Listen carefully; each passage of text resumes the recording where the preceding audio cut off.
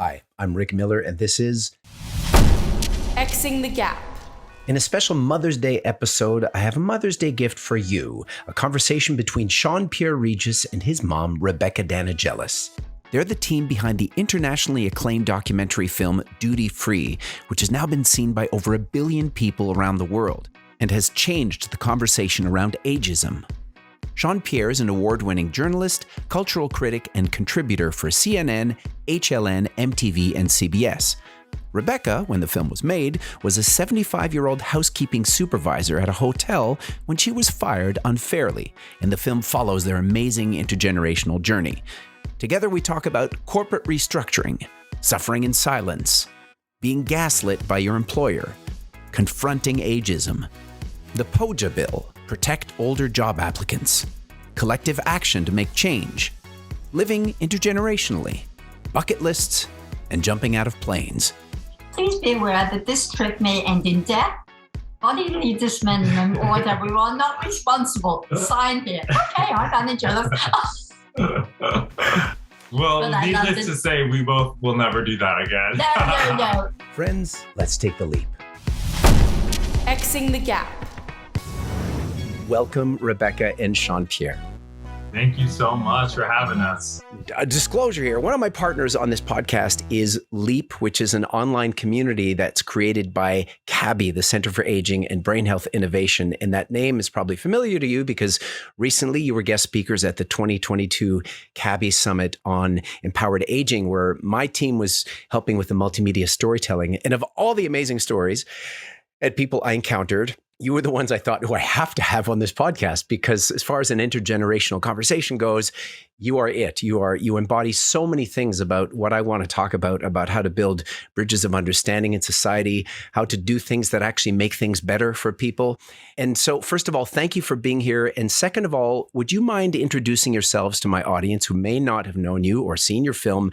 I'll maybe start with you, Rebecca. Just a brief intro, elevator pitch style. Who are you? What's your story? Hi there, I'm Rebecca Danigelis, and I'm the mother of our other guest here, Sian-Pierre Regis.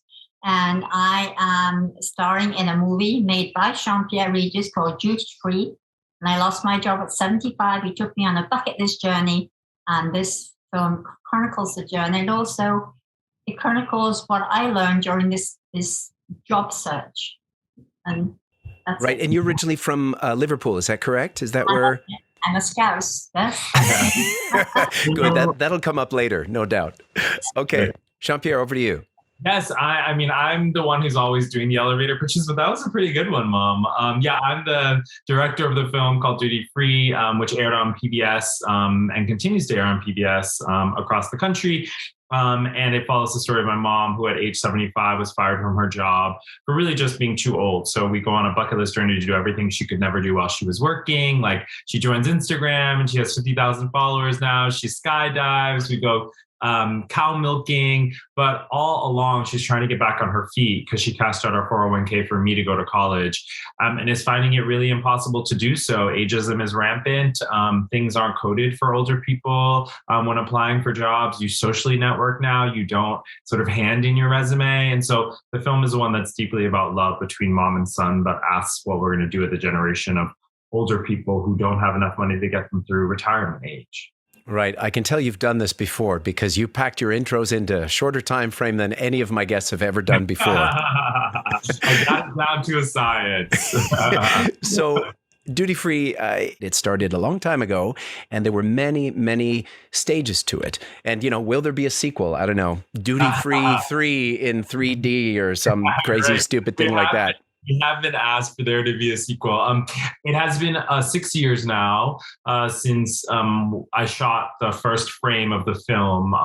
And on his phone. On my phone. Mm-hmm. And, my mom started giving me calls, and when she felt like she was being pushed out, and I started recording mostly for documentation purposes. But then once she was fired, really, was full force on the idea of really wanting to show her everything that she missed out on while she was behind a hotel curtain, working for her two kids. it was really learning by doing in terms of creating a film, and also sort of building a new relationship together between us, right? Because not only was I her son, but now I was director of a film of her story. So the entrusting of that story, and what that meant to her took some time. Fundraised for the film many times. We launched a Kickstarter to raise $60,000 initially, and then continued to fundraise. Got into a ton of festivals, and we're a top grossing ticket at many of them. Then we're in theaters, then got a ton of press, then got a PBS deal. And then we're most recently, just in London, opening the film, and in Liverpool, opening the film in cinemas there. And so it really has had a global reach. The story has been seen by some 1 billion with a B people. It's been an incredible journey. Yeah, there's a section in the film where you're reading basically tweets from Sri Lanka, or not tweets, but Instagram comments, and it's a wonderful discovery of how far we can reach these days. Rebecca, having the film in Liverpool and in the UK, did that have any extra resonance for you?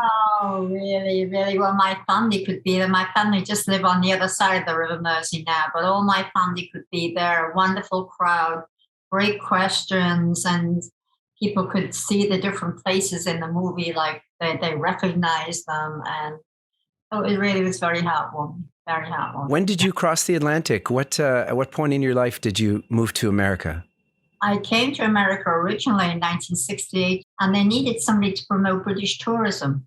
So me being in the government already, I came to America. I sang an English song, danced an English dance, played an English game all over America. And this was in the 70s. Yes. In the 70s, okay.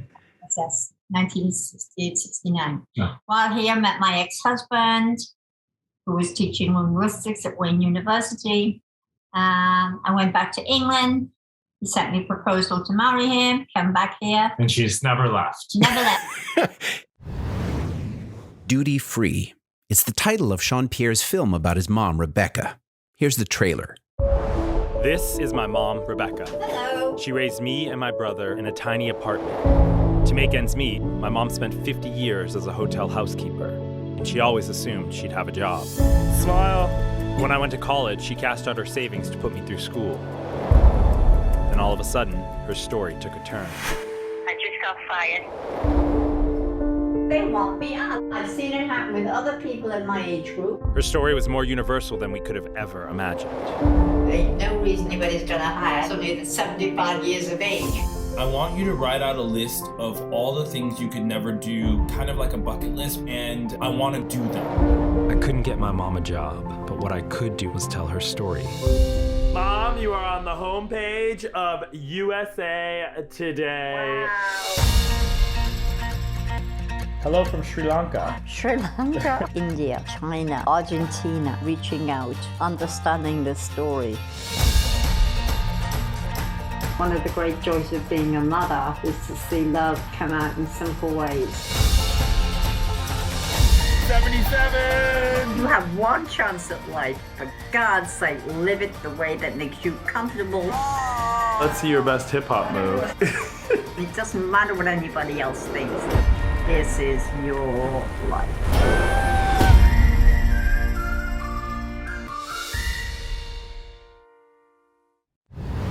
Being pushed out of your job happened not out of any sense of diminishing capability of doing your job at all. Is that correct?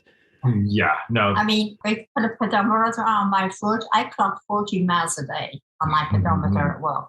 Up the stairs, down the stairs, up the stairs, down the stairs. And even after the movie started in the movie, I got a job working at the Back Bay Hilton, and I was working with them to up 26 flights of stairs down. When you join 15, can you go to 12? Girl, and 11 need you. Come down to 5. Go to the office door. My mom is 80 now, and she wakes up and goes to sleep later than me, and somehow fills her day all day by moving. So yeah, when she was fired from her job, and well, it was a restructuring is what they called it. Yes. And that's sort of what a lot of employers, right, will use to wiggle their way around the law. And they fired her and gave her 2 weeks pay. And the only other reason, and it was a restructuring of one person, to be clear. The only other reason would be that she was just too old, right? That they were looking for somebody else to do whatever they wanted to do. And as you see in the film, we start to hear from hundreds and thousands of other people whose stories really reflect my mom's. Mm-hmm. And unfortunately, in the process of the making of the film, I had never thought about ageism as an actual thing, right? I'm young. The world caters itself to me. And neither had I. Right. And as 30-something, you're kind of like, no, that's not why. You must have done something wrong, blah, blah, blah, blah, blah. But then it was only by way of platforming this story that we started to realize, oh my God, all of these people suffer in silence. But the fact is that there is a collective tissue that ties a lot of these people together. It's the fact that they're victims of age discrimination. Why do they suffer silently, you think? Is it a sense of feeling useless and society being made to feel somewhat useless? I think, yes, I think that this society, particularly American society, trains older people to stay silent as they get older, right? Your use is behind you, and we don't want to hear from you anymore, right? It's in the ads that we see every day. It's how we talk about older people. They are to just sort of go away. And I think when, these people are fired, they feel a loss of pride. They feel like it is their fault. They feel, all of these things, gaslit in a lot of ways. And so they don't say anything. And when you genocide, it's set in the housekeeping system that everybody knew where Mary was at 10:10. They knew where Louis was at 4:40 in the afternoon, what day it was, what their next schedule was. I do everything minute to the minute, time and motion. I mean, it didn't seem, and they can get somebody, once I had it all out and going and everything is going, they didn't really need a person like me at my rate of pay, because everybody knew, and the employees never left. The employees would stay. And someone younger would earn less. That's all that would happen. It seems you'd be a very good line producer in a film with your organizational skills. Maybe you should produce his next film. Please don't give Rebecca any ideas. I'm on a call right now. Can you? No, I can talk to you between 2:15 and 2:30. A word in edgeways. Mothers. The film Duty Free was described by CBS as a tender love poem from son to mother. That's sometimes how my show Boom is described, and partly how it began. I try to step into my mom's life and the life of my parents' generation to help understand the world through their perspective. But the past interests me in as much as it helps us live today. So I start by playing my mom in part 1, Boom. Then I play my life partner and mother of my children, Steph, in part 2, Boom X. And in part 3, Boom YZ, I play my Gen Z daughter, Vivian, with her consent, of course. The point of the whole thing isn't for me to take the voice from women or to mansplain, but to try to understand the world through intergenerational storytelling. Historical empathy, I call it. It's a labor of love that started over 10 years ago, and like everything in life, it began with a mother. I'm a Gen Xer. I don't know how old you are, Sian-Pierre, if you're what generational cohort you identify with, I would guess. Do I identify with the millennials? I don't know. I figured you were millennial. You got millennial energy, which is all good. I don't judge. I think all generations have tremendous value. And I'm this Gen Xer, and I'm trying to throw myself sometimes at the intersection of generational tensions so we can better figure each other out and live together. So, Rebecca, my question would be, from your point of view around the theme of ageism, how has the conversation changed? Is it progressing? And what can people like me, as concerned citizens, as parents, and as kids of parents, what can we do about it? You confront it whenever and wherever you see it. Hello, dear. How are you? And you look good for your age. All innocuous little things. Anybody, you wouldn't say that, to your daughter, or you look good for your age. No, you look beautiful. Same thing. Let's be equal here. And, I didn't think about ageism. I honestly, God, thought I would die. They would carry me out to this hotel in my box. I never considered, and I didn't realize how pervasive the ageism is until on the computer, I'm filling in the application forms. And it says the question, and they're not all the same. So non-technical me, I'm very good verbally and everything. I learned everything in my head, but the computer, forget it. It says scroll down. Date last graduated high school. They're not saying to you because they know they can't. How old are you? What is your date of birth? Date last finished high school. So you scroll down and it stops at 1979. Well, hello.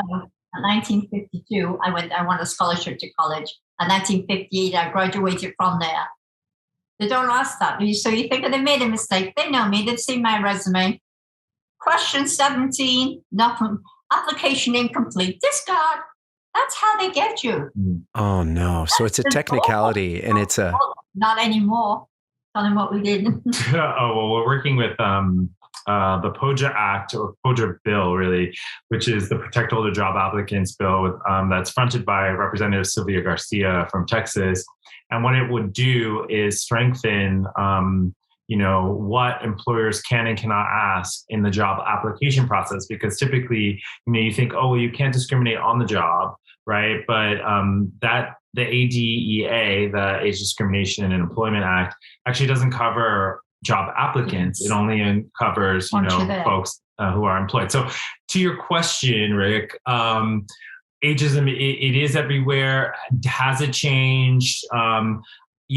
Yes and no. I mean, I think that this film has done a lot to talk about the issue, but are we solving the issue? Yeah. No. Does there need to be more political action as, 10,000 older people turn 65 plus in America every day? Yes, of course.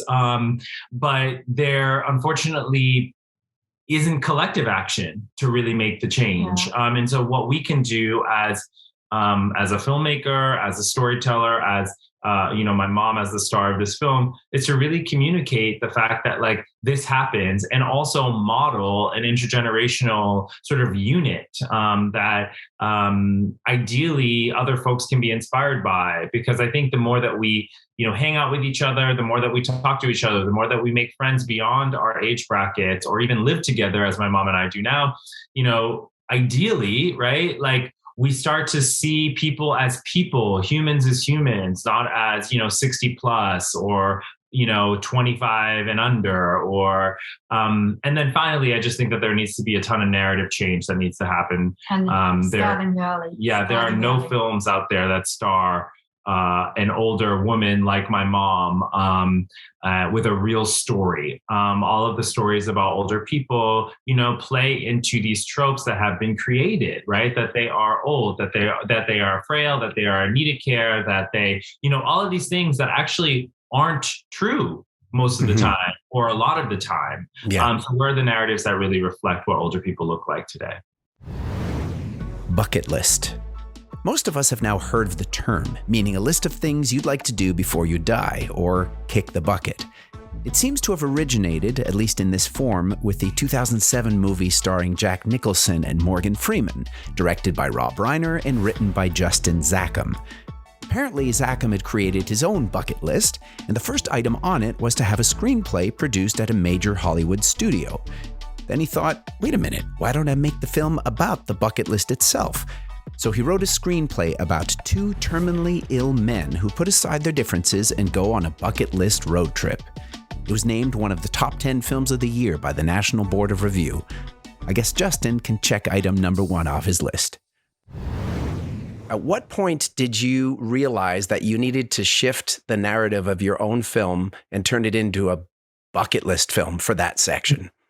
Yeah, that's a good question. I mean, in real life, and of course this film is a documentary film, so it is real life. In real life, I needed to come up with a device to pull my mom out of her depression. I mean, after she lost her job, she felt like she had no value, that she had no use, that everything was her fault. And I had never seen my mom in that state. And so I came up with the craziest idea possible, which was to come up with a bucket list, because it was a way for me to keep her happy, to keep her interested, to show her what the world looked like. where that became difficult in the filmmaking process was sort of deciding, is this a film about age and aging and ageism?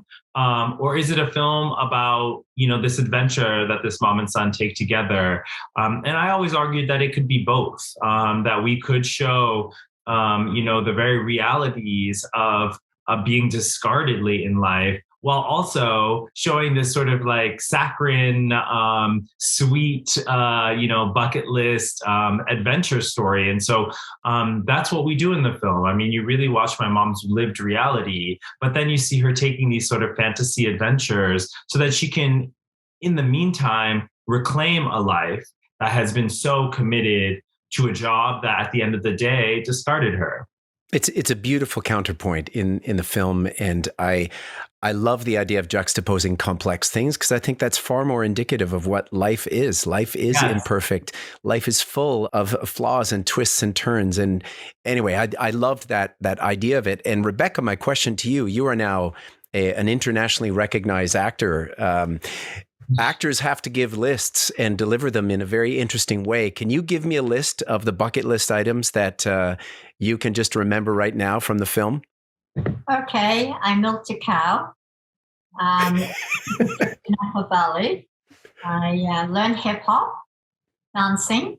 I did the Boston Marathon, walked the Boston Marathon. Some of these things aren't in the movie. Walked the Boston Marathon. I went back to revisit Detroit, where it all started out for me. That's where I landed when I first came to America. And that was a shock. And importantly, I went to visit my sister's grave in England, working every day and living in the hotel and on call 24 hours a day. I could never take off the time to go to England to go to the funeral. So that was very memorable. I hadn't seen my granddaughter for a long time. My daughter had been mad at me for years, which I didn't really know, though we were talking, because she was upset that I left her in England when I was very ill earlier in 1973.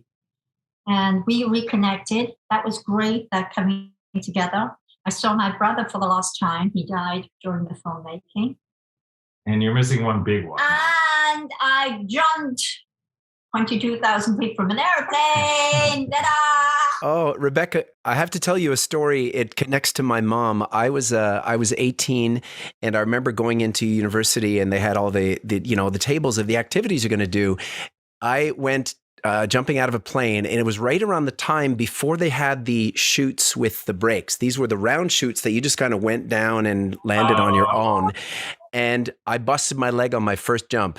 And Mom said, if you bust your leg, I'm never going to speak to you again. And of course, I busted my leg, and she nursed me back to health because that's what mothers do. That's what moms do. Well, You didn't hurt yourself, did you? You were perfectly safe. No, but I would tell you that the worst thing was the guy is telling me, the guy, he was the leader of the group. He told me, actually, and I've said this a million times, before we went up, I said to him, sir, I said, I want you to know, I understand you're an aerialist, but just so we're clear on this, I'm for the straight down method. He said, Rebecca, he said, people didn't tell you how to do your job, did you? I said, no, sir. He said, no, I don't like anybody telling me how to do that. Off you go. And as soon as we get out, he's up, down, and roundabout, and all the time it's going through my head, signing this paper. Please be aware that this trip may end in death, bodily dismemberment, or whatever. We are not responsible. Sign here. Okay, I got each other. Well, needless to say, we both will never do that again. No. Sounds great for somebody else, but if I've done it, it's finished. No. Any new bucket list items? Anything pop up on the list now that you're still like, well, while I'm at it? I'd like to go to Australia. Yeah, I think we want to, that's sort of something that we've always had. And one of the big things internally for us has been to go to England to open the film. And then we've done some screenings in Australia virtually. And so we'd like to go there. But the film really has opened up a ton of bucket list adventures that we would have never thought about, whether it's, traveling for a screening or meeting, speaking to the World Health Organization about ageism, Wow. Like it really has opened up a whole new world of possibilities that have become bucket list items. Well, anti-ageism is my main focus right now. I want to get this last page of an employee handbook. So you know what to expect on your last day of work, however you lose the job. Terms, involuntarily, voluntarily restructured like me, what will happen? Today's your last day, Maria. What? Where do I? Nobody knew what to do. No planning. That's it. Here's your paycheck. Goodbye. No. And a lot of them are older ladies. They don't speak English, a lot of them. So that's what I'm working on. That's my new focus now. You're seeing more and more of workers sort of fighting for rights that used to be expected. And now, you're fighting for pay that allows you to survive and show up to a job. You're fighting for, respect on the job. You're fighting for all of these things that employers have now taken for granted. And so I think this asking for a last page in the handbook that clearly lays out what's going to happen on your last day and what you can expect, just as it lays out vacation days, sick days, all of those things on your first day of work, what can we expect? How can we even out the employer-employee relationship? And I think as a lot of older people, get even older and want to work longer and later in life, employers are going to have to solve for that. Mm-hmm. Rebecca, is there a danger when our sense of self is locked, and particularly locked to our work? Yes, I would say this to anybody now, having gone through the experience I went through. Do not let your work define you, because the employer owned me and I felt good. They need me there. They don't want anybody else. They want me. No, family is everything. Well, that's a terrific segue to how to compete with your family.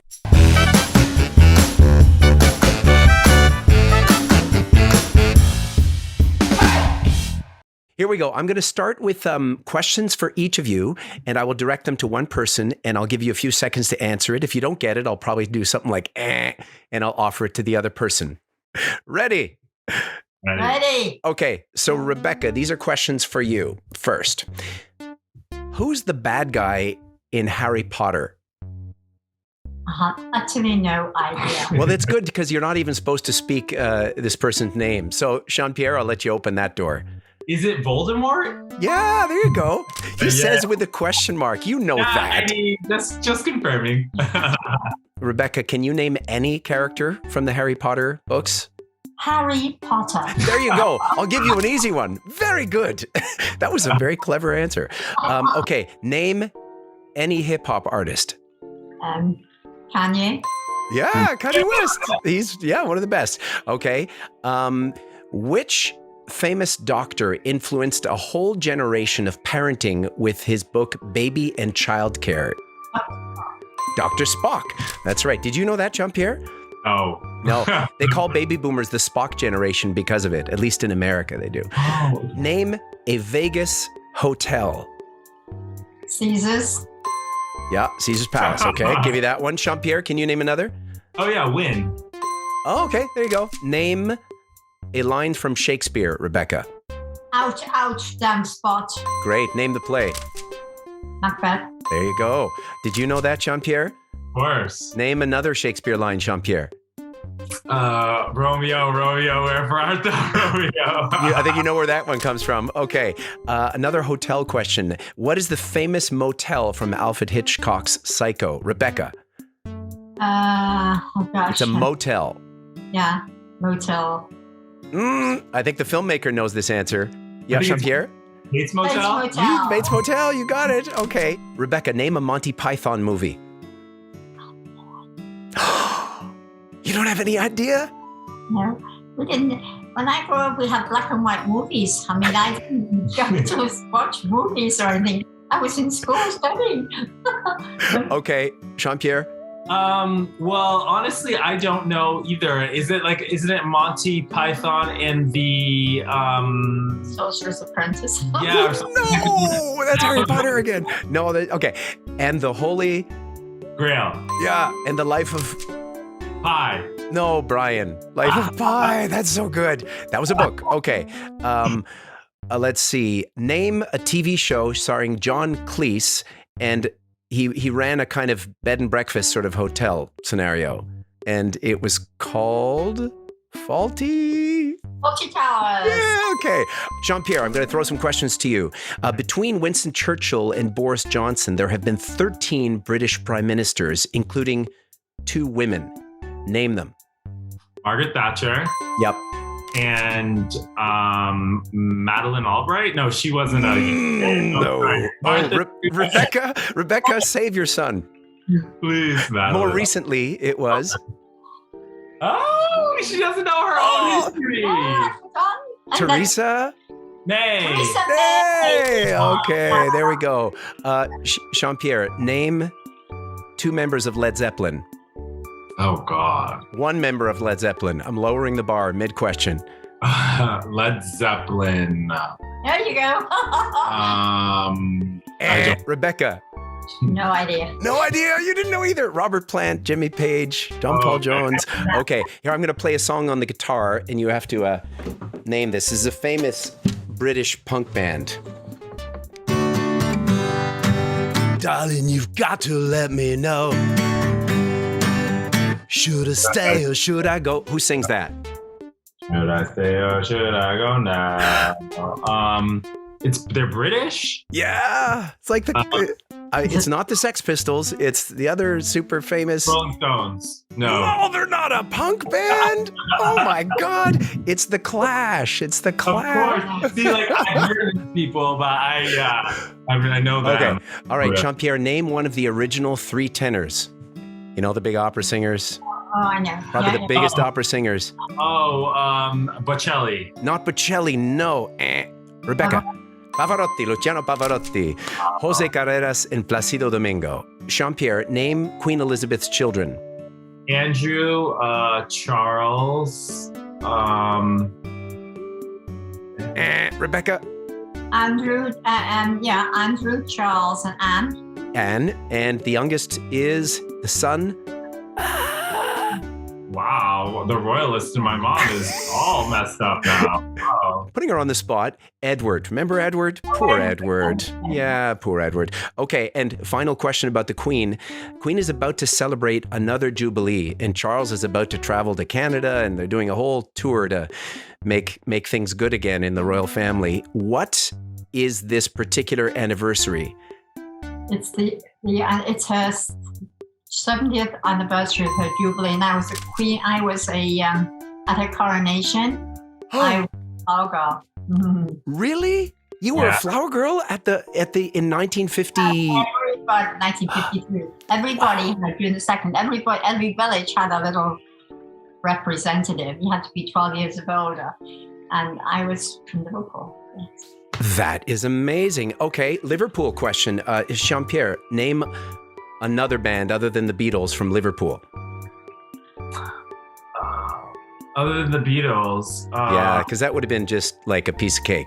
The Mersey Beats. Okay, what about the song Ferry Cross the Mersey? So ferry cross... Jerry and the Pacemakers. Yeah, Pacemakers, there you go. I used to take the ferry across the Mersey. My mother died in 1956, and I was still going to that Liverpool Girls' College. And I went to live with my sister in Hoylake across the Mersey, and every day I took a 30-mile trip. I used to take the train to Birkenhead, ferry across the Mersey, then the bus, and the same thing coming back. Yeah. So ferry, and Jerry and the Pacemakers have actually been in our living room because they live in West Kirby. So they used to come, and that was the age that we were. Now I have to ask Rebecca, if you were, coming of age at that time and they were there, this is a time when people were, doing some drinking and maybe some drugs. Were you part of that world too? No, not me. Boring. No, that's okay. You know what? I never tasted it. I mean, who knows? I might like it. I've never tasted it. I've never taken a pill, the marijuana, or any of those things. The marijuana. Wow. Just like being on the Facebook and the marijuana. I bet Sian-Pierre hasn't tried No, as my mom always says, no lips that touch those will ever touch mine. Lips that touch lips will never touch mine. That's what I say. So you're, I'm sure, a clean living kind of soul, Sian-Pierre. Never had a sip of booze in your life. Can't you tell from the scraggly way I look right now. You look I never drink. You're a beautiful millennial, and I bet you've experienced ageism the other way. I bet people have gone, oh, kids these days. Oh my God, yes, all the time. What do you get out of that? What is your usual like millennial ill-conceived judgment? Oh, what is my what do you get? What do you get thrown at you that is unfair? I think most people I've heard in my career that maybe I'm trying to do too much too soon. So like this idea that millennials they don't go deep. You gotta get it done before you 50, you get fired. Right. They go really shallow, not deep on anything. They just continue to move forward, but really don't have institutional knowledge about anything. So I've had that thrown my way a few times. But then I let them know that I know what I'm talking about. So that could be a mantra. New brooms may sweep clean, but the old brooms know all the corners. Yeah, exactly. That's a good one. I might have to end the podcast with that one.